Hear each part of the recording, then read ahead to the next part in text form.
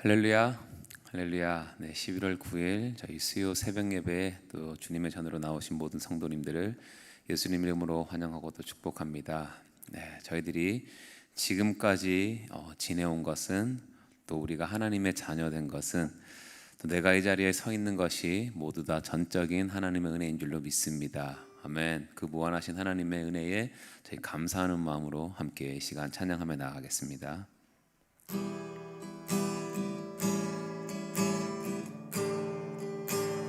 내가 지금까지 지내온 것은 주의 은혜라, 주의 은혜라. 지금까지 지내온 것은, 내가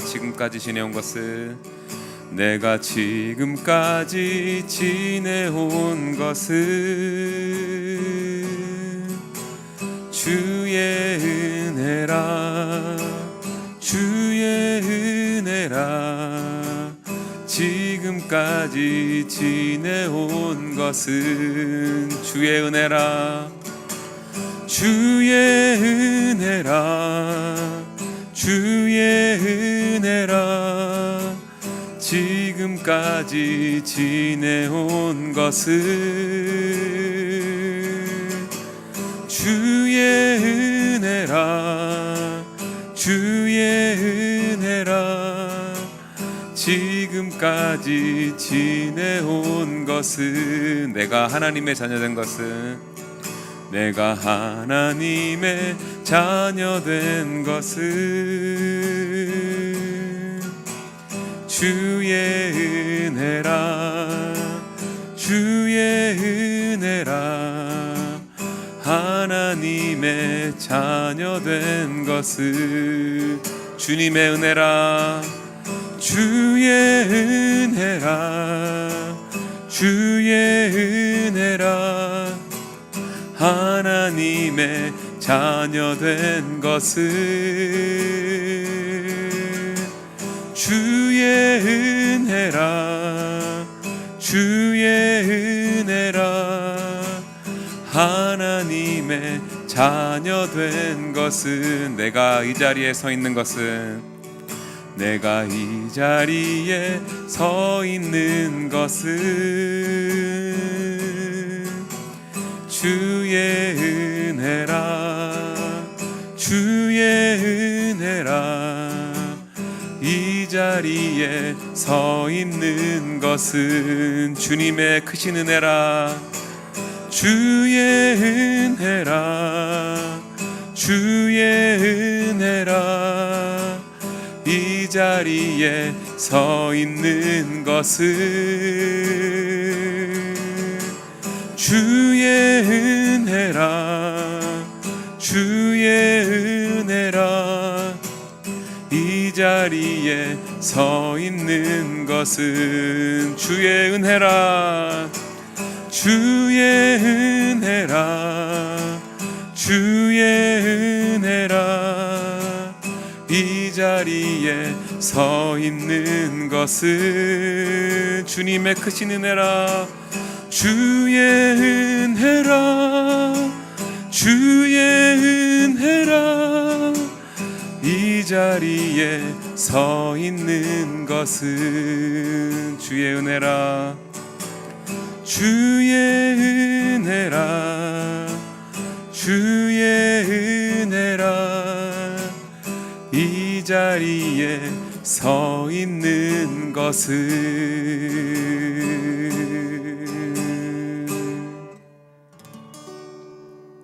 아멘. 기도하겠습니다.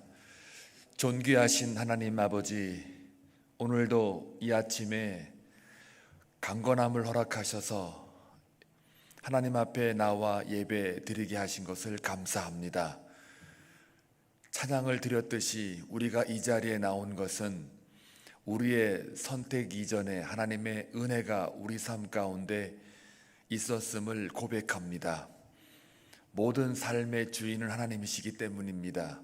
하나님의 목적과 하나님의 뜻을 이루어드리기 위한 하나님의 도구적인 삶이기 때문에 우리는 하나님의 은혜가 없이는 한 발자국도 나아갈 수 없는 인생이기 때문입니다.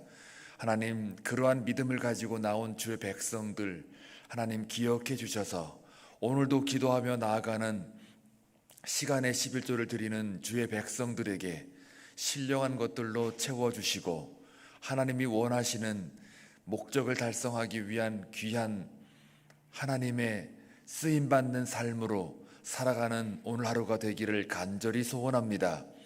한빛장로교회를 올려드립니다. 이제 12월 다가오는데 올 한 해 하나님이 지켜주시고 인도하셔서 이렇게 또 감사하는 영이 많아질 수 있도록 주께서 인도하시고 남은 사역들 가운데 기름 부으셔서 하나님의 전도의 문이 열리는 놀라운 역사를 허락하여 주옵소서. 병중에 있는 환자가 있습니까? 진압과 진로와 법적인 문제와 건강 문제와 또한 말할 수 없는 기도의 제목들을 하나님 기억해 주셔서 하나씩 이루어질 때마다 하나님의 살아계심을 증거하며 경험하는 복된 삶이 되게 하옵소서. 오늘도 주의 말씀을 통하여 주를 만나길 원하오니 우리를 만나주시고 기도 가운데 주의 음성을 들려주옵소서. 다시 한번 존귀와 감사와 찬송 올려드리옵고 예수님의 이름으로 기도하옵나이다. 아멘. 하나님 말씀 보시겠습니다. 창세기 45장 1절에서 15절 하나님 말씀 되겠습니다. 생명의 삶 수요일 아침 날짜입니다. 같이 교독하겠습니다. 요셉이 시종하는 자들 앞에서 그 정을 억제하지 못하여 소리질러 모든 사람을 자기에게서 물러가라 하고 그 형제들에게 자기를 알리니 그때에 그와 함께 한 다른 사람이 없었더라.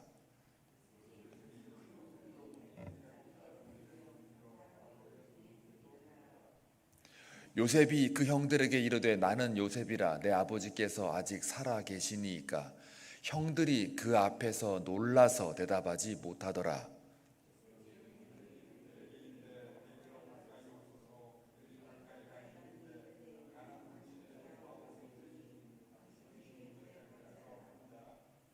당신들이 나를 이곳에 팔았다고 해서 근심하지 마소서, 한탄하지 마소서. 하나님이 생명을 구원하시려고 나를 당신들보다 먼저 보내셨나이다.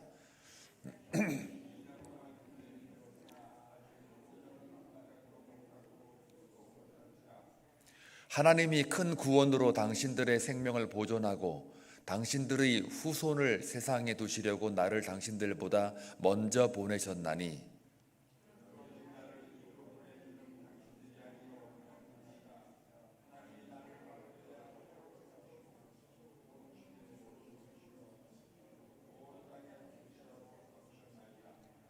당신들은 속히 아버지께로 올라가서 아뢰기를 아버지의 아들 요셉의 말에 하나님이 나를 애굽 전국의 주로 세우셨으니 지체 말고 내게로 내려오사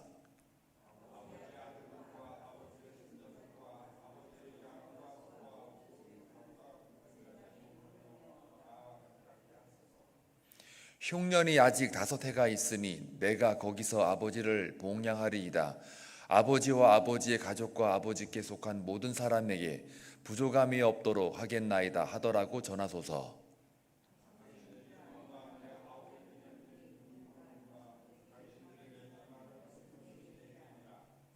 당신들은 내가 애굽에서 누리는 영화와 당신들이 본 모든 것을 다 내 아버지께 아뢰고 속히 모시고 내려오소서 하며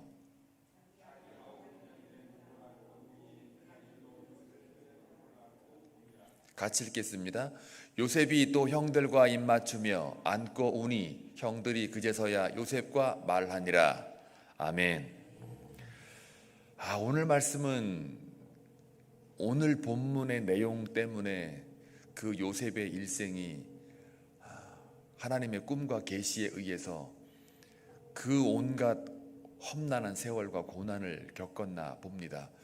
여러분, 요셉이 얼마나 그 정에 못 이겨서 이렇게 소리를 지르며 다 주위에 있는 애굽 사람들을 다 물러가게 했다는 것을 보게 되면요, 굉장한 그 감격의 감동의 눈물입니다.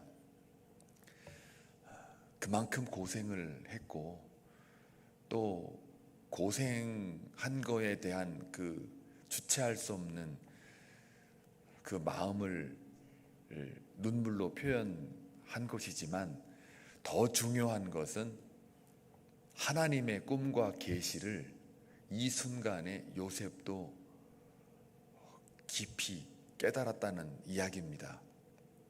물론 조금씩 고난을 받으면서 요셉이 하나님의 그 꿈에 내 삶에 이동하고 있고 움직이고 있고 어떤 목표를 향하여 가고 있다라는 것을 누구보다도 요셉은 알았죠.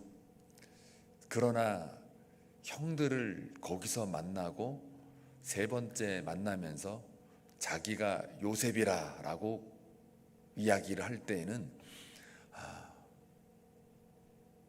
여기 이 자리에 정말 오늘 찬양했던 것처럼 여기 이 자리에 내가 서게 하려고 하나님이 나에게 꿈을 보여주셨구나를 그 어느 때보다도 깊이 깨달았기 때문에 여기에서 나오는 이 눈물은 감동이나 감격이나 이 말 가지고는 사실 커버할 수가 없습니다.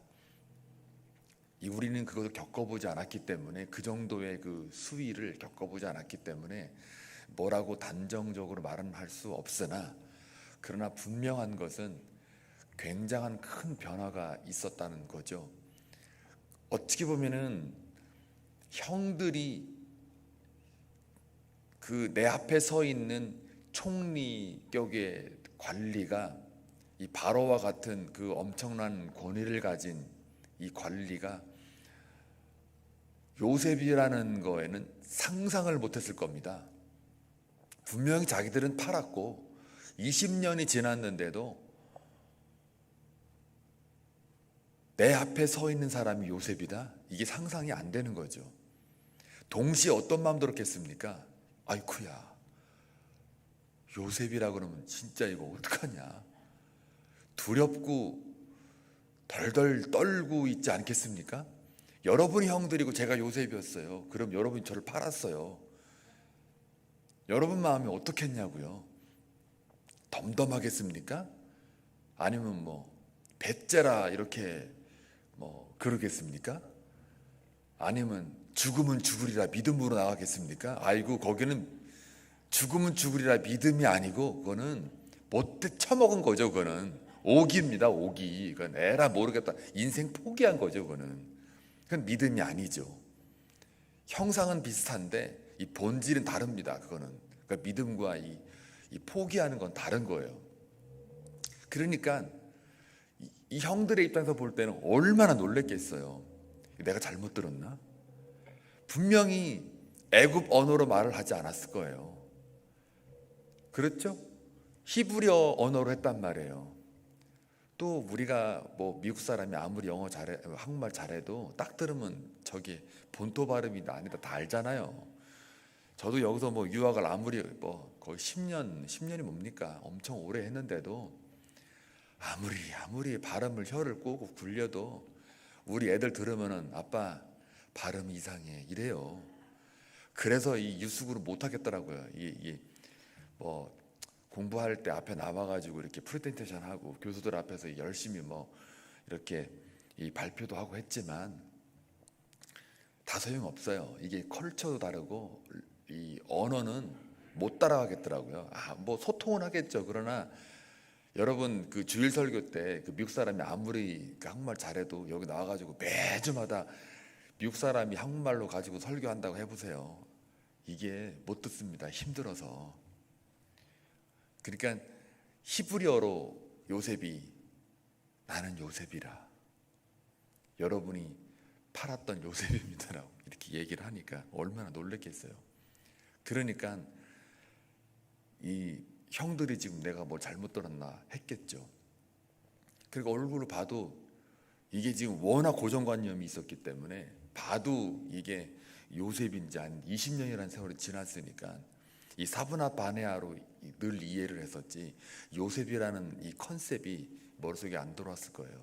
근데 여기서 우리가 좀 더 눈여겨볼 것은 형들은 뭐 베냐민도 포함해서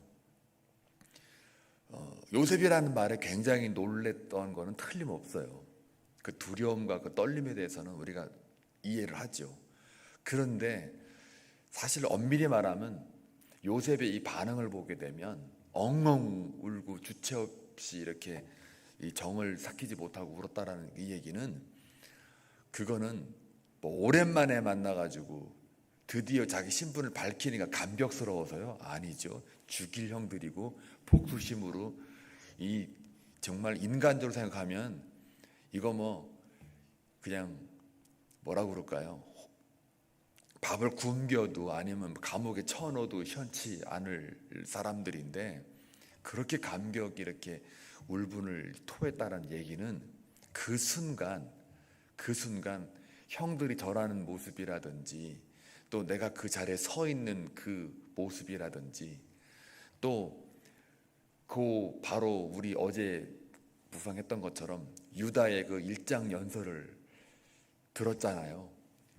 그 유다의 이야기를 쭉 들어보니까 이 형제들의 그 마음이 완전히 변화가 됐고 시기와 질투와 또 아버지의 그 사랑 못 받은 거에 대한 그 미움이 싹 터가지고 동생을 죽이려고 하는 그런 완악한 형제들이었고, 또 그런 형제들이었기 때문에 그 야곱이 정말 사랑했던 그 라헬 소생의 베냐민까지도 나를 이 정도까지 팔아 넘겼다면 나머지 이 남아있는 내 동생 베냐민까지도 분명히 이거는 뭐 팔았든지 아니면 미워했든지 그래도 집안에 남겨둬가지고 계속 못 살게 굴었든지 이렇게 착각을 했을 수도 있잖아요. 오해를 했을 수도 있고. 그런데 얘기를 들어보니까 정반대인 거예요. 아버지의 마음도 알겠고 또 자기를 팔은 이후에 어떤 방식으로 아버지께 이야기했는지도 다 들었고, 그러는 가운데 20여 년 동안 그 아버지의 그 고통의 세월을 깊이 또 유다의 말을 들었고, 아버지가 여전히 나를 못 그리워하고 못 잊어한다라는 그 아버지의 그 사랑도 느꼈고, 아버지의 고통을 생각하니까 그 마음에 그냥 저려오는 거죠. 그러는 와중에 그 형제들도 그 아버지의 고통을 바라보면서 자기들이 잘못했다라는 것을 회개하고 그러면서 죄책감으로 그 20년을 살았다라는 것을 들었을 때, 그리고 또 하나는 그거의 증거로 유다의 말이고 형제들의 의견과 일치한단 말이죠. 그러니까 이제는 우리 이 동생 베냐민 하나 남은 거 얘마저 만약에 못 데리고 가면은 우리는 그냥 사는 게 아니고 차라리 그냥 여기서 베냐민과 같이 있는 게 더 낫다라고 하는 목숨을 그냥 거는 거예요. 그걸 볼 때에 아하, 나처럼 대했던 그 형제들이 완전히 바뀌어가지고 이제는 남은 동생 하나, 배가 다른 동생이지만 그러나 완전히 회개하고 완전히 돌아서서 새 사람 된 그 형제들의 모습을 보면서 목숨을 건 그 사랑을 표현하는 그 모습 속에 감동이 되는 거란 말이죠. 그와 동시에 하나님이 이 가족을 살리기 위해서 나를 먼저 보냈다라고 하는 내 삶이 정말 고난의 연속이었고 여기까지 오기까지에 정말 힘든 그런 험악한 세월이었지만 하나님의 꿈을 이루어 드리기 위한 하나님의 그 계시와 하나님의 뜻과 목적을 달성하기 위한 그 하나의 귀한 도구로 내 삶이 쓰여졌다라고 하는, 먼저 나를 앞서 보냈다라고 하는 그것이 조금씩 느껴지고 경험되어졌지만 오늘 이 순간에 나는 요셉이라 당신들이 판 자다 하면서 이제는 너희의 아버지 잘 계시더냐 이렇게 말했던 요셉이 이제는 당당하게 그들 앞에 내 아버지 잘 계십니까? 라고 묻는, 나의 아버지로 소개하는 이 순간에 이 요셉의 마음이 어떻겠냐고요. 하나님 나를 사용하셨구나. 내 인생이 내 것이 아니었고 하나님의 그 목적을 달성하기 위한 하나님이 쓰임 받고자 한 사용되어진 인생이었구나. 궁극적으로 내 인생의 주인은 하나님이었구나를 너무나도 깊이 절실하게 느끼는 바, 내 인생이 그래도 값지게 쓰여졌구나, 새 생명으로 생명들을 보존하기 위해서 내 생명이 여기까지 왔구나. 그래서 은혜라고 하는 거는요, 아무 때나 갖다 붙이는 게 아니라 내 삶이 하나님의 약속 안에 있다라는 전제 하에 그게 은혜가 발동하는 거지, 약속 밖에 있는 인생은 은혜라는 말이 매칭이 안 돼요. 자기의 노력과 자기의 의지의 싸움이고, 자기의 선택과 자유의 싸움이고, 그 결과에 대한 자기가 책임을 지는 것뿐이지 거기에 은혜가 있는 게 아니에요. 그들은 뭐라고 그러냐, 은혜 대신에 운이 좋았다, 나에게 행운이 따랐다라고 얘기를 하지, 우리식으로 은혜가 있어요, 은혜가 여기까지 오게 했어요 라고 말하지를 않는단 말이에요. 은혜라는 거는 약속을 받은 백성에게만 주어지는 특별한 사랑의 하나님의 표시였단 말이죠. 지금까지 지내온 것 주의 크신 은혜라. 이 찬송이, 이 찬양이 불려지는 이유는요, 주님이라고 하는 존재가 우리 삶에 깊이 들어와 있는 상황에서 은혜가 나오는 거지, 주님을 빼고 나오는 삶은 은혜란 말 쓰는 게 아니에요. 그냥 운이 좋았다예요. 나에게 행운이 따랐다 했죠. 이게 세상과 우리와 구별된 삶의 모습입니다. 그런데 여기 중요한 하나의 큰 아주 말씀이 하나 있는데, 이게 뭐냐면, 형제들이여 근심하지 마소서, 한탄하지 마소서. 하나님께서 우리 가족의 생명을 구원하기 위해서 미리 나를 여기로 보냈나이다, 애굽으로 보냈나이다라고 이야기를 합니다. 이거는요, 이 말을 가만히 우리가 좀 묵상을 더 해보면은, 근심하지 마십시오, 한탄하지 마십시오, 이 말이 그냥 요 문자만 보게 되면 요셉의 그 엄청난 절제력, 엄청난 감정의 통제력, 그리고 엄청난 오래 참음과 인내, 그리고 훌륭한 탁월한 덕스러움, 그걸 느낄 수가 있어요. 보통 인간이면은 이게 그냥 그렇게 나올 말이 아니죠. 그런데 이 말을 하기 전에는 분명히 우리가 한 단계 짚고 넘어갈 게 뭐냐면, 적어도 그 말을 하려면 사실은 요셉이 그들을 용서하고, 또 그들이 미안해하고 회개하면서 합의를 봐야죠. 우리식으로 말하면 화해가 있어야 된단 말이에요. 그 20년이라는 세월이 보통 세월이 아닌데, 그런 어떤 여러 가지의 그런 대화가 오고 간 후에, 아유 이제 근심하지 마세요, 한탄하지 마십시오, 두려워하지 마십시오, 하나님이 이렇게 나를 은혜 가운데 먼저 보내신 까닭입니다.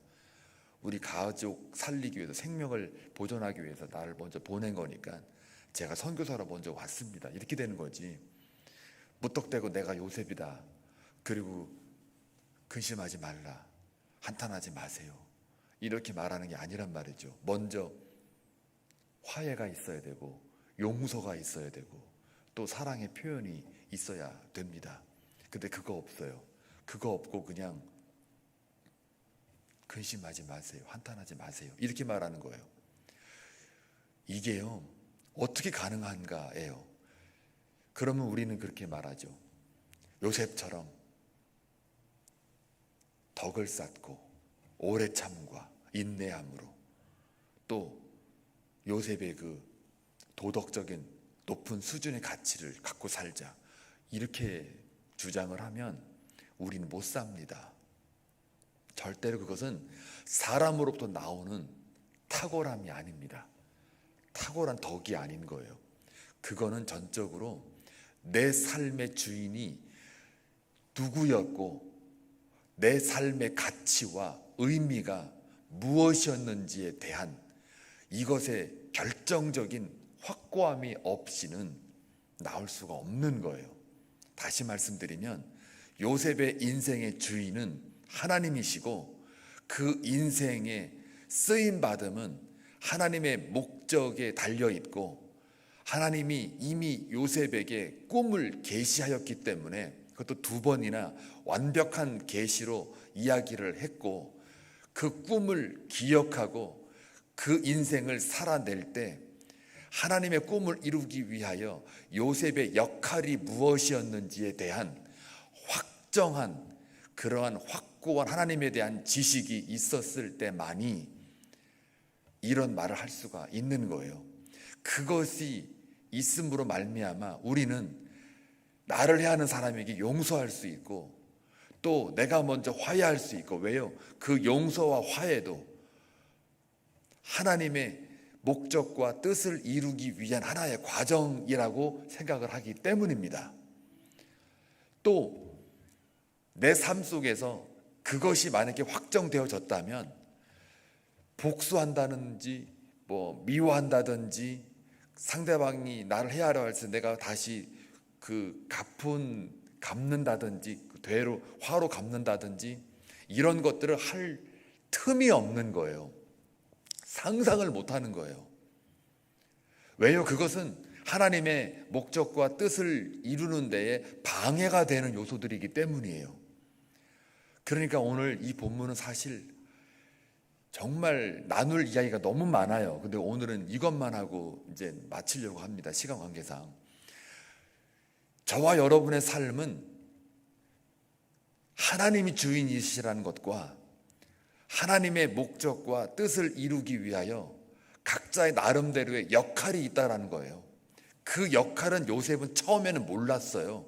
팔려가고 구덩이에 던져지고, 또 나는 열심히 성실하게 살았던 그런 어떤 그 근면성, 성실함은 있었지만 그럼에도 불구하고 정직하게 살았어도 감옥에 들어갔고, 이런 모든 여정을 볼 때 그 순간순간 꿈을 기억은 하지만 내 역할이 뭔지를 몰랐더랬어요. 그런데 오늘 이 자리에 서 있을 이 본문의 이 자리 위치에서 볼 때 내 역할이 확실하게 깨달아진 거죠.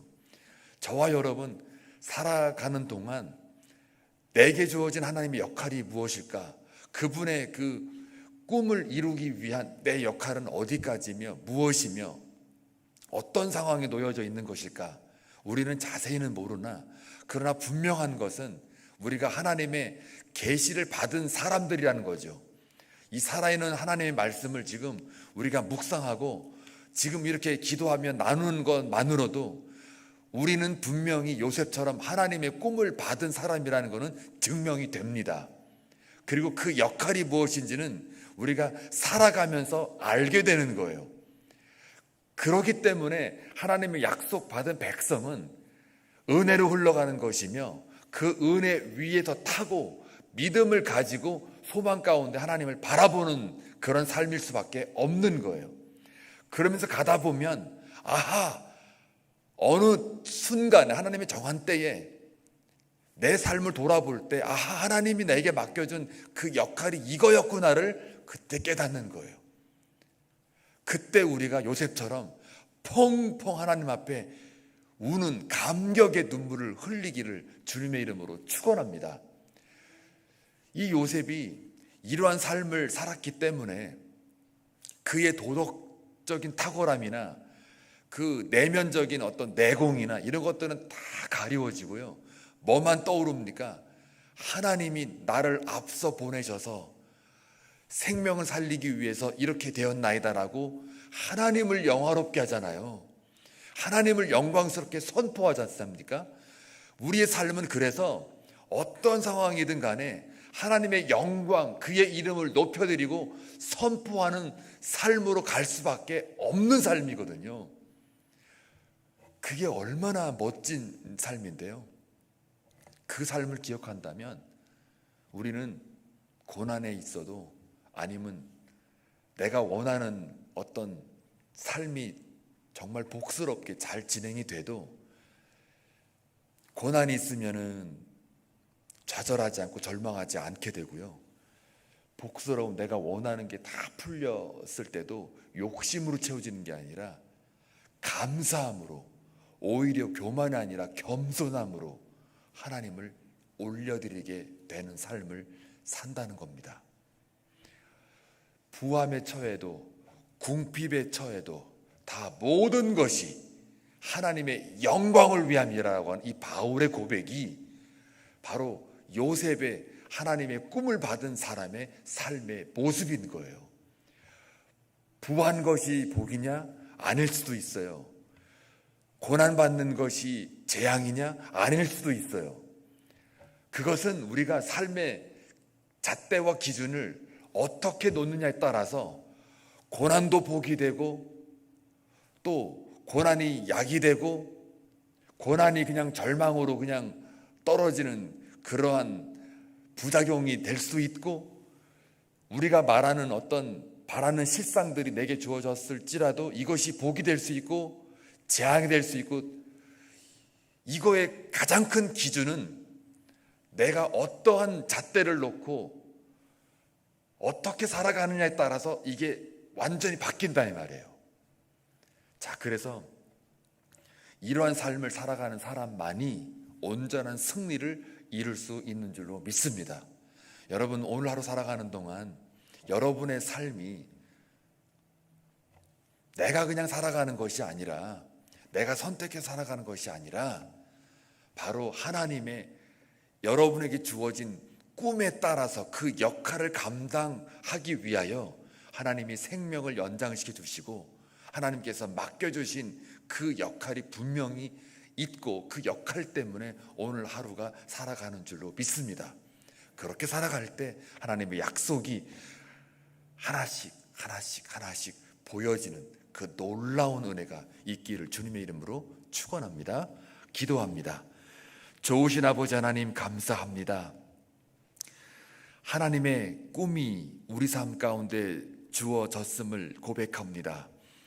그동안의 우리의 삶은 내가 선택했고 내가 살아간 것 같지만 그러나 요셉의 인생을 바라볼 때 분명히 예수 안에 거하는 모든 사람들은 하나님의 백성이며 하나님의 백성들은 하나님의 약속 안에 있는 사람들입니다.